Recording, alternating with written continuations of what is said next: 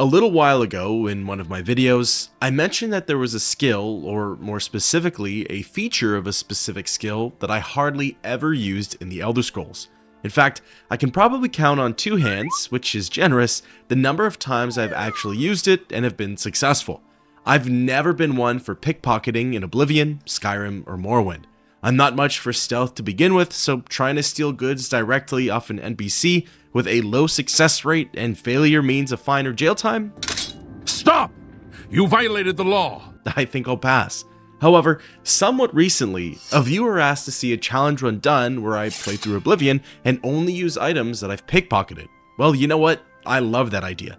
It's a fresh style of gameplay for me, and it seems like an achievable yet daunting task. So in today's video, I wanted to run through the Fighters Guild questline featured in the Elder Scrolls IV Oblivion while only using items that I've pickpocketed. Honestly, this run went how I thought it would, but also a lot of the quests ended up surprising me, and I'm willing to bet they'll surprise you too. Also, why the Fighters Guild? Well, you'll find out momentarily. First and foremost, everything begins with a brand new character. Given the circumstances and what I'm trying to achieve, I thought it'd be neat to go with an Argonian. They get a natural buff to agility, which is going to become very helpful down the line. Furthermore, I've yet to create an Argonian abomination, so that was a bit of a side motivator. In terms of star sign, I was heavily debating between the Shadow and the Thief. That 1 minute of invisibility could have really come in handy for a lot of these upcoming quests. However, in the end, I figured those additional buffs to agility, speed, and luck were going to prove even more useful, and trust me, they did. Then lastly, arguably the most impactful part of the character creation progress, I decided to create a custom class. Up until this point, I was writing down all the possible skill combinations for what I wanted out of hands in your pockets. In the end, here's what I went with. Specialization and stealth. Favorite attributes are strength and agility, and then major skills are blade, blunt, hand-to-hand, heavy armor, light armor, marksman, and sneak. My thought process was that since I can't be a quote chooser with what I get from NPCs' inventories, Hands needs to be able to use anything that he gets, both for weapons and for armor. Hand-to-hand is there as a failsafe, as once an item breaks or its durability just gets low, there's no repairing it unless I pickpocket a repair hammer. Let's just say that that never happened. Once out of the sewers and done with the creation process, there was one final piece that needed tending to. Since I didn't pickpocket my starting gear, aka my basic prison clothing, that all had to go. Hands in your pockets was ready for a fresh start and a new take on Cyrodiil. Alright, before hopping into the Fighters Guild, I want to lay down some ground rules. The most obvious one is that I can only use items that I've pickpocketed. The few exceptions are quest-related items where I need to gather ingredients, for example, but that's about it. However, taking this rule a step further, my goal is to only use items that I've pickpocketed from Fighters Guild related NPCs. If they had anything to do with the faction, a small part, or a major role, they're fair game.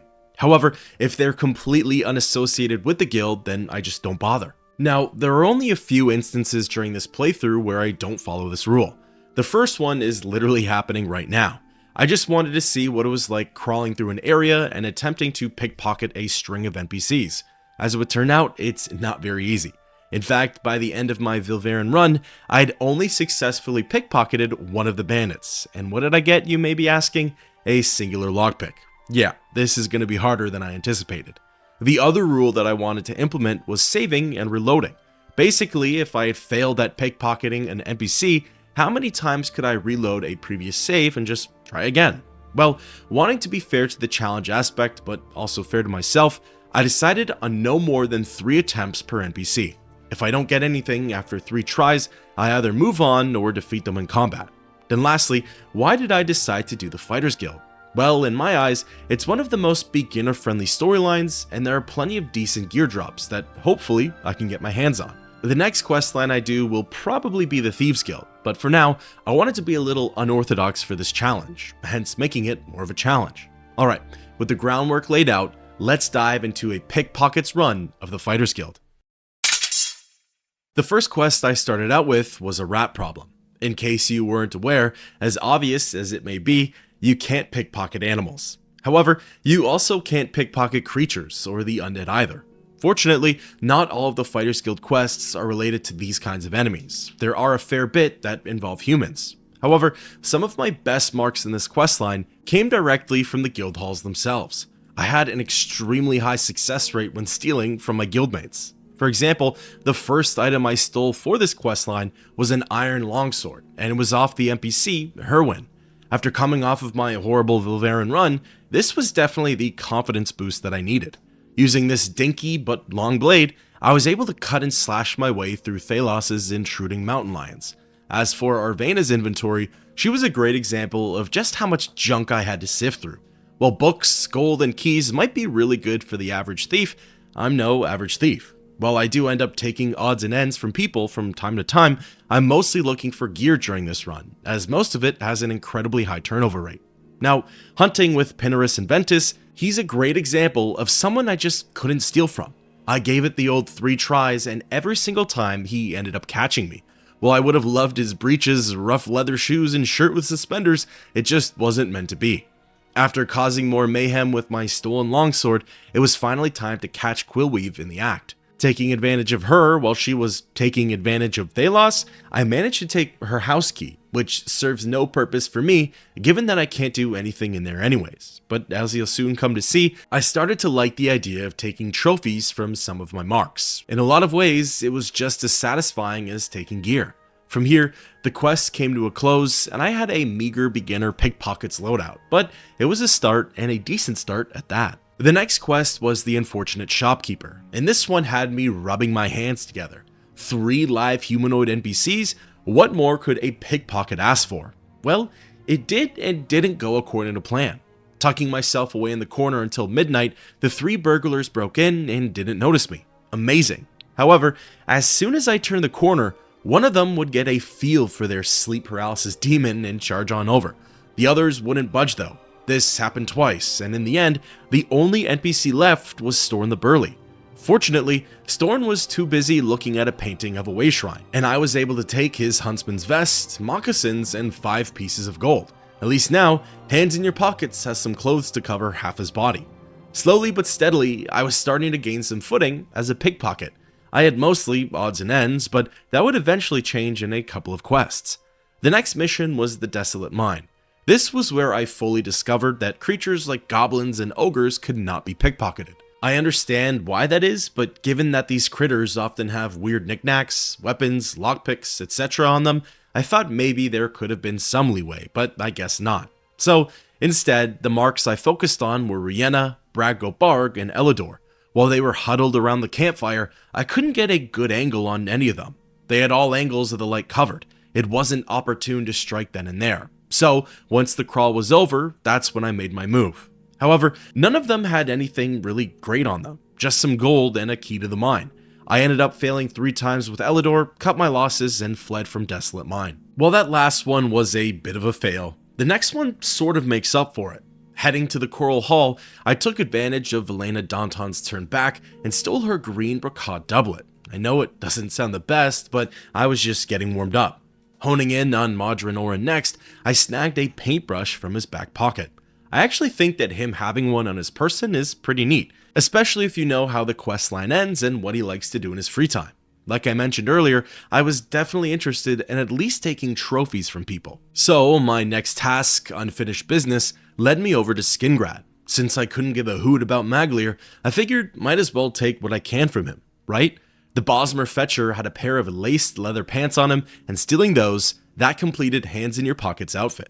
My character was no longer naked, and in its own right, that felt like an accomplishment. The rest of unfinished business deals with crawling through Fallen Rock Cave, an undead dungeon that I couldn't really do much with, so it's on to the next one. Drunk and Disorderly leads me to Leywin in search of 3 fellow guildmates, aka 3 potential targets. Unfortunately, Dubok Groshak, Relian, and Ventus Prilius just had gold and pewter mugs in their inventories.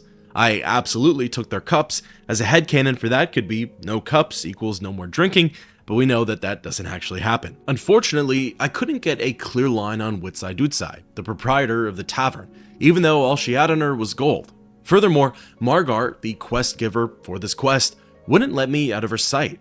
I tried weaving, dodging, bobbing, and getting the jump on her, but she might as well have had hands in her own pockets. You know, the one thing I never understood about this quest in particular Why do I need to go and do this pre-contract for Margart when the men who are actually going to do the real contract aren't doing anything themselves?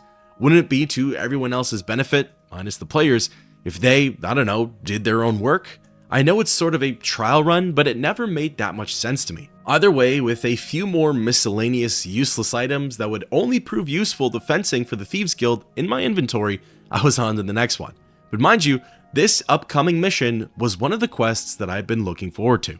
For starters, staking out the Coral Hall a little more, I was able to rob Kurzgro Baroth blind. I took his iron bow, his one iron arrow, his iron war axe, his Fighter's Guild key, just for fun, and 2 pieces of gold.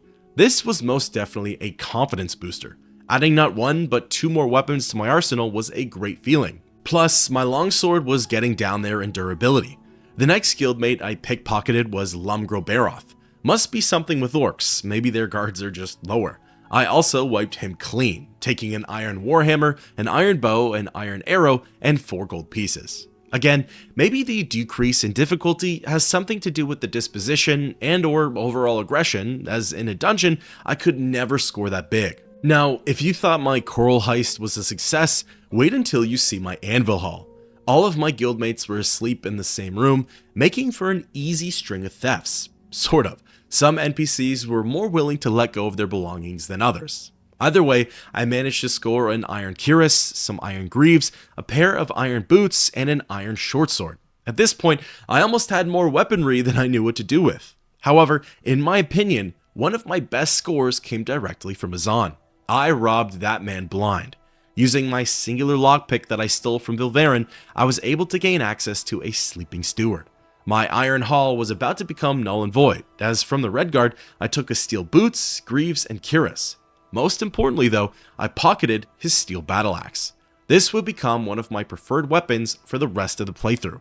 The crazy part to all of this, at least in my opinion, is that it was all before hitting up the 5th contract for the questline, meaning that I'd have quite some time to enjoy the fruits of my labor. Now it was time to actually go ahead with the quest, Den of Thieves. There were plenty of marks in Hrota Cave, 8 to be exact. I was super excited to see what kind of bits and bobs I'd be able to pocket from them. However, there was one small issue. My Swit companion, Maglir, always insisted on Leroy Jenkinsing the crawl. He could never follow my stealth lead and always caught the thieves' attention. Fortunately, for the current quest, I had the luxury of telling him to stay put. Therefore, I could go ahead and work my magic unbothered. However, skill issue alert, most of my attempts were in vain, as my hands in your pockets couldn't pull out in time. Pull out the items, of course, I'm not sure where your head's at. Really, my only successful theft was from one of the archers, but all things considered, I'd say it was a huge score. I was able to pickpocket 21 iron arrows. This was massive. Considering I only had 2 at the time and could seldomly retrieve them, adding 11 times more of them was perfect. After that, I let Maglir loose and the rest of the crawl was a standard slasher. By the end of it, Newheim gifted me his special brew, but I ended up showing him what I thought of his generosity. I swear that when I passed by Benerus Manor last night... While Den of Thieves was a real nail-biter for pickpocketing, I felt the complete opposite about Emelian's Debt. A long and tedious crawl through an undead dungeon with no one to pickpocket. However, I remembered a small detail about it. If the player chooses to try and keep the sword and armor for themselves, they could pay out 1,000 septims to Bien. While I couldn't give a hoot about the gear as I can't use it, I could at least put my talents to use here. Mostly from Fighters Guild payouts, but also a little from my own quote, side hustle, I had 717 gold saved up. Instead of just steamrolling through the Emelian tomb, I decided to pickpocket the remaining 283 gold pieces to pay off the family's debt. This led me to hunt within the Imperial City as well as Leyawiin. For reasons which I will not state, but they were related to the run, I ended up getting into it with Shady Sam, and in the end, there was only room for one of us. Sorry, Sammy. From here, I stalked the streets in the evening and night. Some NPCs only had a few drakes, while others, namely the merchants, had fat stacks on them. At least as fat as an NPC stacks can be. This was obviously one of the few instances where I decided to pickpocket outside of the Fighters Guild sphere. Given that it was to make this run a little more challenging as well as entertaining, I definitely don't have any regrets there. At one point, I was able to steal Debaser off of Agarmir and got really excited. However, using it would be a step too far for this playthrough, so I left it in the streets of the marketplace. One day, I'll go back and claim Sting for myself. Slowly but surely, my gold counter ticked upwards, as well as my sneak skill. Some other huge marks included the Mages Guild Hall in Leywin. For some reason, those folks are big spenders. Finally, after a good bit of time, I had my 1000 septims at the ready. Honestly, in a lot of ways, this was one of the most satisfying quest completions for the Fighters Guild. I felt like it had really fit the bill, raising enough funds to pay someone off. While most NPCs don't have weapons or armor for the taking, they will almost always have a few coins that can be taken. Alright, moving on, the next quest, the Master's Son, is where things got a little dull. Really, the main target for this one is Varanus Daunton. Interestingly, when I went to interact with him, he insisted on grabbing a bottle of Surreal Brothers wine. Just as fast as he grabbed it, I was able to take it away from him. After all, who knows what the legal drinking age is in Cyrodiil, and I know Valena would not approve. Really though, that was it for pickpocketing on this one. The rest of the quest was based around trolls and ogres and watching young Daunton get slammed through the ground. So far, my gear was holding up for these types of quests that I was embarking on. For melee weapons, the condition would just plummet after every dungeon, and I could quickly see that happening with my steel battle axe and iron warhammer. Furthermore, those 23 or so arrows that I had on me were pretty much gone in an instant. A couple of missed shots and enemies absorbing them into their skin would do the trick. While I completed this quest, I had to exercise extreme caution, and it was here that the tides were turning away from my favor. Now, just something to call out here, I did do my due diligence for Hands in Your Pockets and ensured that he leveled up. In the past, I kept most of my challenge-based characters at level 1, and while that comes with its own set of minor difficulties, a level 1 world is really not that hard. Plus, the more I level, the better the possibility of finding some really nice gear in someone's inventory. Not to mention, if all goes well, I'd like to have Hands in Your Pockets go through some of the other questlines, like the Dark Brotherhood, as well as the Thieves Guild. Alright, for the next quest, more unfinished business, I was able to steal some of Jita's gold right out from his trousers. Jita obviously being Maglir's Blackwood Company friend. As for the Swid himself, I just couldn't nab any of his items. He had some good looking steel arrows on him, but for some reason they just wouldn't get transferred to my inventory. This is actually a problem I've encountered before, and I read that's because every theft is based around the percentage of one item. So, grabbing more than one severely lowers the likelihood of a success. I guess in this case, the game is just telling me not to even try. Either way, having already robbed Aryari, the quest giver, the rest of this mission was a simple monster crawl. Again though, I could slowly see the difficulty creep up while fighting against the imps. At level 1, I would have been able to destroy them in no time. A heavy swing or two with my warhammer, and bam, they'd be dead. At level 3 though, those suckers were hard to kill, and furthermore, the ones that could cast shock spells, those ones had my palms sweaty. Now, for better or for worse, this next quest was also one that's been on my radar, Azani Blackheart. I knew it involved a fair bit of bandits, which was great, I just wasn't sure how it was going to go. Orain would be by my side and possibly pull a Maglir. Plus, once we hit Azani, I knew all Oblivion would break loose. Arpinia was as steady as it comes. I let my weapons take a break and resorted to just using my fists for wiping out the creatures. The walk to Adatar was fairly uneventful, with only one set of bandits popping up on the road. I tried to take some of Orain's possessions, purely to keep Hands in Your Pockets' fingers primed and ready, but it didn't work. Modron was all-seeing and all-knowing. Until he wasn't. Honestly though, he probably found my attempts pathetic and just let me get away with it so I'd stop. Either way, thanks Modron. As for Adatar, it was finally time to work some magic. Or at least, try to. See, the key difference between having Orain as a follower versus Maglir is that I can't tell Orain to stay put. He follows me no matter what and ruins my run. So, I came up with a bit of an ingenious plan, at least for the first NPC. I pushed Modron into the swinging blades trap and forced him to go unconscious. This gave me a brief window to pickpocket the very first bandit. Excited that it had worked, the outlaw had unfortunately caught me, and it was all for nothing. Points for trying, right? Plus, all she had on her were some lockpicks and a dagger. I didn't miss out on too much. Now, I did try and do this all over again with another NPC who was just a little further out, but unfortunately, Modron the tank came rolling back in and slapped her silly. So, that pretty much dictated how the rest of this crawl went. Stealth was no longer an option, but luckily, Orain would eliminate everyone in about 2 seconds, so it was at least quick. Now, as for the Azani Blackheart fight, I was so curious to see what I could have taken from him. I doubt it would have been anything that great, but it would have been nice to at least see what he had in his inventory. No matter how sneaky Hands in Your Pockets was, whenever Azani and Modron laid eyes on each other, it was wartime. That meant that I had forgone any possible prize from Blackheart. The fight itself was grueling. It was a slugfest, and while I've always found Azani's battle to be difficult, I was in no way ready for it with this character and just had to resort to running laps around the room. Eventually, Orain delivered the killing blow and the show went on. With a less than impressive performance on that one, I was determined to make it up with this next one. The Fugitives was here, and that meant 4 chances at nabbing some goods. A quick little warm-up with Keld of the Isles and Otenbar and Coral, then I was off to Bloodmane Cave. Luckily, because all of the escaped convicts are more or less spread out, this one wasn't so tricky. In fact, the first one was quite easy. Hlofgar was standing in the dark with his back turned. He had a blacksmith's apron, laced leather pants, and 3 gold. I was only able to walk away with the apron before he noticed my hands in his pants, but that was enough for me. While stealing from these guys wasn't so bad, fighting them was a bit of a nightmare. They were pretty strong, holding their own with leveled weapons and gear. In terms of Hands in Your Pockets, his armor was failing, his weapons were splintered, and he had poor endurance. I mostly focused on boosting speed, strength, and agility. Meanwhile, my health was suffering in the process, and slight spoiler, it's not something that ever got better for this playthrough. Unfortunately, the next fugitive, Ashanta, only had 4 gold pieces on her, and the fight was just as grueling as the last. However, the next 2 marks were where things got interesting. Dreetley the Archer and Enrian the Rogue were in the next zone over.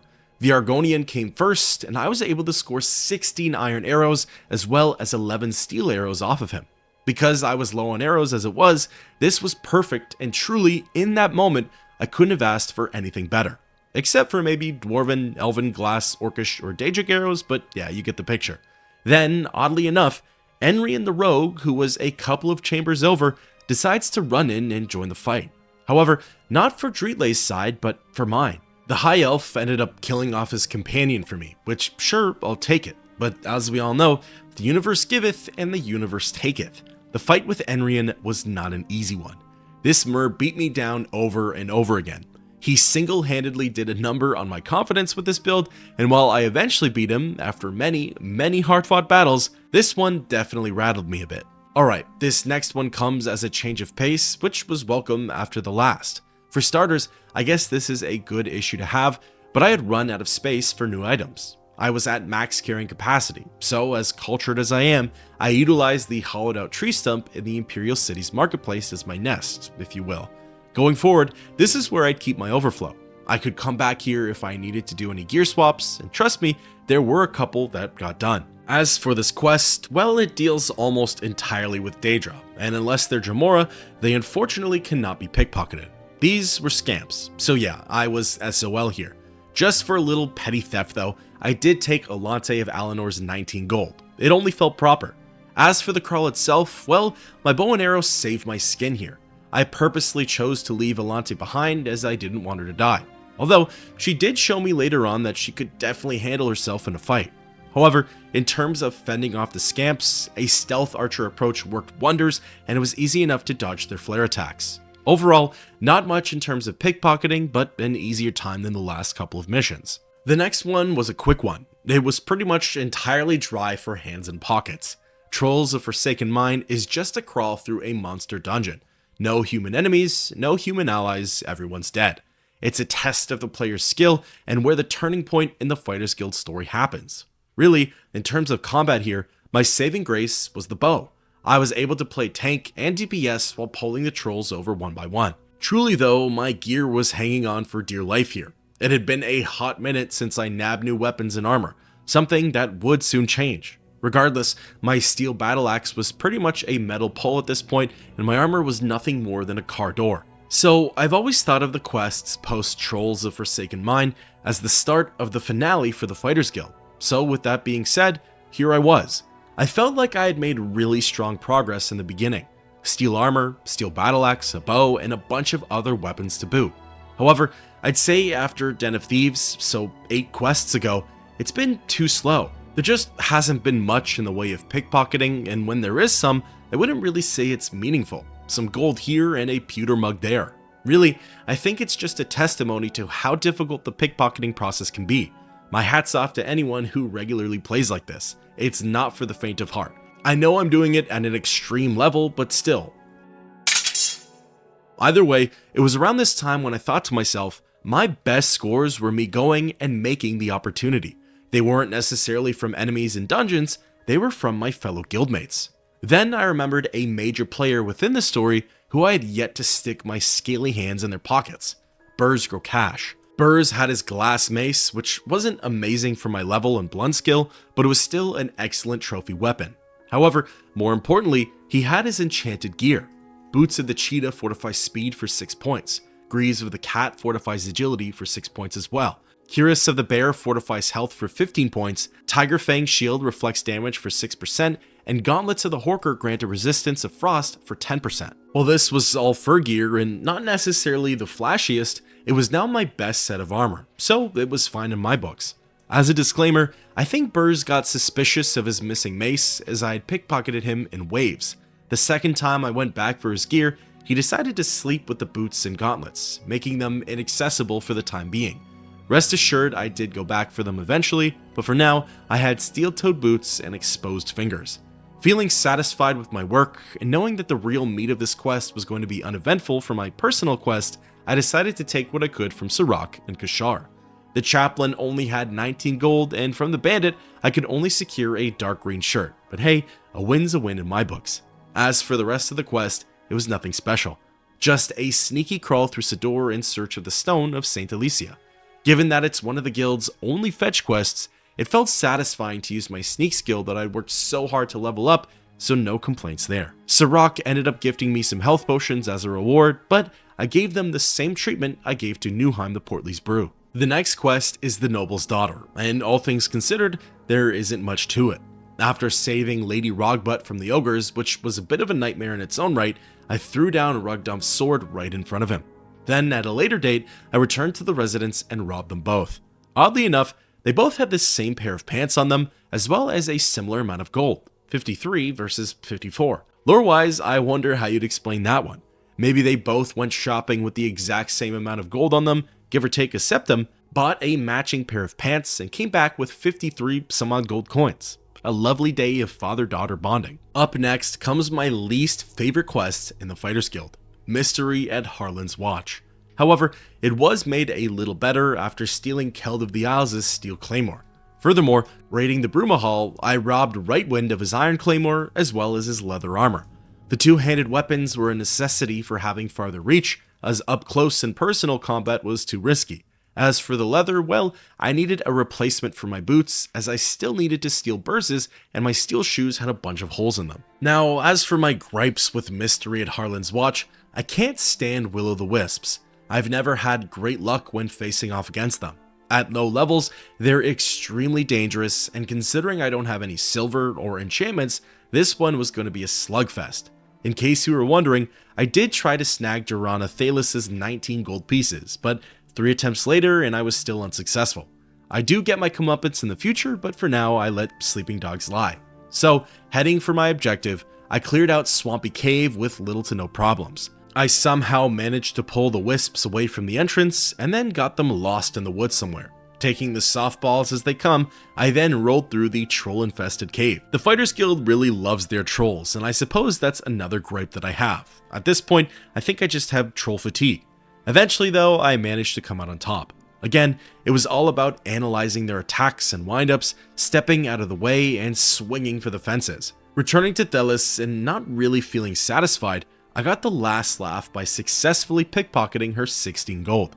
I guess in that brief amount of time, she managed to spend 3 septums. What's more, I managed to snag Burz's boots as well as gauntlets, finally completing his set. With that quest at a close, I was on to the final act of the Fighters Guild.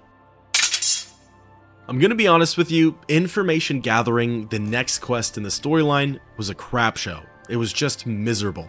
The Blackwood Company mercs had excellent grouping, they were all tough as nails, and I was not very successful with pickpocketing any of them. The enemies came in 3 waves. The first was an archer-warrior combo. They were the closest to the door, and while I could get within a couple of meters from them, I just couldn't get to arm's length without being seen. Like statues, they were staring down the tunnel that I had come from, and after some time, it was obvious that they weren't going to move away. The next wave was a duo of archers, and for this one, I did see a little bit more success.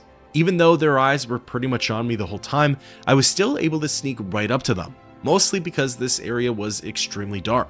Finding the correct approach, I was right in between both archers and had my pick of the litter. Unfortunately, the first merc just had shoes and a shirt on him, and to be honest, I was getting a little tired of taking trophies. As for the second merc, he had shoes, a shirt, and a pair of linens. A little more to work with, but nothing that I actually wanted to work with. Luckily, the fighting wasn't so bad with these guys because they were archers, and I mean, come on. However, like I once said, the universe giveth and the universe taketh. The third wave of mercs consisted of 3 warriors. After giving in and taking a glorious brown shirt for the personal collection, I let off a sneak attack and was feeling pretty good. Lo and behold, this attack brought on the attention of the other 2 mercs, and I could feel myself clutching my pearls. Running back to the great outdoors, this was a slogfest, a slow chip and chase of a match. Yet, I found companionship in the strangest of places. A lone imp, who I've coined as Mike, was traveling through the Heartlands. He saw me in danger, and I guess he assumed that I was the least threatening person there, because that was true. So, Mike focused his efforts on the Blackwood guys and took out one of the mercs for me, which was amazing.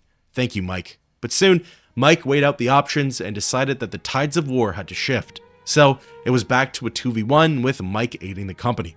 Thankfully, a Legionnaire was able to be an adult, roll on through, and put an end to all this, allowing me to continue with my mission. Of course, Ajum Kajun didn't have much on him either, 20 gold and a red velvet garment, which, all things considered, is up there with the best of finds. Alright, hands in your pockets is now on to the final 2 missions of the Fighters Guild storyline, and I promise you, they do not disappoint. The Blackwood Company Hall is full of gems and amazing finds. For starters, the very first NPC I stole from, Jafazir, had Jedam Z's room key on him. This is a vital component for the final quest, and it opened the floodgates for a brand new way of beating it. Pressing my luck, as maybe Jedam Z would have Riza Kar's key on his person, that unfortunately was not the case. He just had gold and some clothing on him. The same went for Rana, one of the lesser known members. However, Gil, their resident archer, would end up having 51 arrows on him, and I managed to steal every single one. That was huge for not only the upcoming battle, but for any possible future endeavors. As for the Blackwood initiates in the basement, all they really had on them were extra articles of clothing. Even though the enemies at Water's Edge were quote goblins, I tried my luck with pickpocketing anyways, as in reality, the ones in the houses were human. In the end, all I got was a haunting image of the dead and Marcel's coarse linens. Then comes the final mission for the Fighters Guild storyline. Busting down the doors of the Blackwood Company Hall, fighting off every single member, and then burning down the history. I already had all of my combat tactics planned out, as surely pickpocketing wouldn't have been very useful here, right? Well, lo and behold, this did not go according to plan, and I mean that in the best possible way. I had never run the heist like this, and didn't even know it was an option to do so. Essentially, upon entering the Blackwood Company Hall, Jafazir walks over to the player, confronts them, then all hell breaks loose. However, if you never let Jafazir get near your character, then no one turns aggressive and the fighting can be avoided altogether. Furthermore, Jedam Z now had Rizakar's room key, so that was another brawl that got circumvented. Readying myself, I went inside of Rizakar's room, and unbelievably, he did not care that I was in there. Continuing with my rampage, I picked the Blackwood Co-basement key off of his inventory and beelined it for the heist. Now, the heist is where things got a little rocky. The Argonian scientists slash drug makers were raining hell down on me. I thought of fighting back, but then decided to just destroy the heist and get out of there. Again, something I had never really thought of doing before. As soon as I exited, I spotted Maglir making his way over. Completely avoiding him and any further altercations, I exited the hall and that was it. No one came for me. Going back in, no one was interested in me anymore. I had never completed the Fighters Guild questline without completely wiping out the Blackwood Company. Every single member at their hall was still alive, which was bewildering to me. I had never experienced that before, and to me, it made this whole playthrough worth it. From there, I'm crowned leader of the Fighters Guild, and the questline officially comes to a wrap. In the end, I had a whole arsenal of weapons and armor. This included a couple of steel weapons and even a glass mace. I had a couple of different armor options too, ranging from enchanted fur all the way to thick plates of steel. On top of that, I had a bunch of odds and ends: paintbrushes, house keys, cups, wine, venison, an apple, stuff that I could one day sell to a Thieves Guild fence. Interestingly, I never came across jewelry, potions, or other things of that sort. Surely, as other questlines come around, those would probably start to pop up. In the end, I beat the Fighters Guild as a pickpocket. Huzzah! Truthfully though, I knew I was going to be able to beat it. If I beat it as a beggar with only my fists and scraps of clothing, I could surely beat it as a thief who only steals directly from NPCs. I will say though, if the dungeons continued onwards, so for example, if I do the Mages Guild questline or the main story, I genuinely don't know how I'm going to be able to beat them. I'm afraid that hands in your pockets might have already peaked. Enemies are getting more powerful, yet the loot I'm finding is still beginner level. NPCs and guilds and factions hardly ever change, and if they do, not all of them are willing to let go of their gear as easily as, say, Burz and Azan. At most, I might find leveled daggers and arrows, but anything beyond that, especially in dungeons, seems like it's hard to come by. If anything, I might have to open the floor to stealing from other NPCs, but then that lessens the challenge and fun factor, so we'll see.